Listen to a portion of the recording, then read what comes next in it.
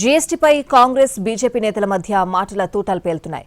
కేంద్రం తప్పును గ్రహించి యూటర్న్ తీసుకుందని కాంగ్రెస్ నేతలు ఆరోపించారు. కాంగ్రెస్ పార్టీ హయాంలోనే దేశంలో పన్నులు అధికంగా ఉన్నాయని ప్రధాని నరేంద్ర మోడీ అన్నారు.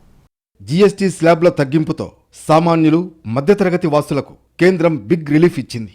5%, 18% స్లాబ్లే ఉంచి పండుగ గిఫ్ట్ ఇచ్చింది. ఈ నిర్ణయాన్ని స్వాగతిస్తూనే సంస్కరణలు తేవడానికి 8 ఏళ్లు పట్టిందని కాంగ్రెస్ విమర్శించింది. జీఎస్టీ రేట్ల తగ్గింపు గురించి రాహుల్ ఎప్పుడో చెప్పారని, ఆయన సలహా పాటించడానికి ఇంత సమయం ఎందుకు పట్టిందని ప్రశ్నించింది. జీఎస్టీపై కేంద్ర ప్రభుత్వం ఇన్నాళ్లు తప్పుదోవలో వెళ్లిందని ఆ పార్టీ నేత చిదంబరం విమర్శించారు. ఆ తప్పును గ్రహించి ఇప్పుడు యూటర్న్ తీసుకుందని అన్నారు. இந்த மாற்றங்களை வரவேற்கிறோம். ஆனால் 8 ஆண்டுகள் கழித்து தங்களுடைய தவறை உணர்ந்த அரசை நான் பாராட்டுகிறேன்.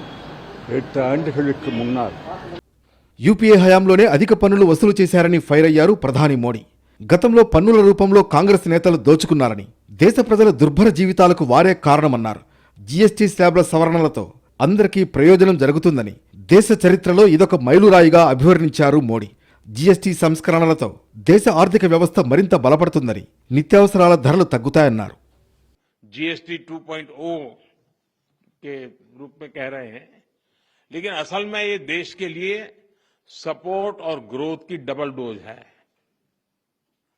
डबल डोज यानी एक तरफ देश के सामान्य परिवार की बचत और दूसरी तरफ देश की अर्थव्यवस्था को नई मजबूती. नए जीएसटी रिफॉर्म से देश के हर परिवार को बहुत बड़ा फायदा होगा.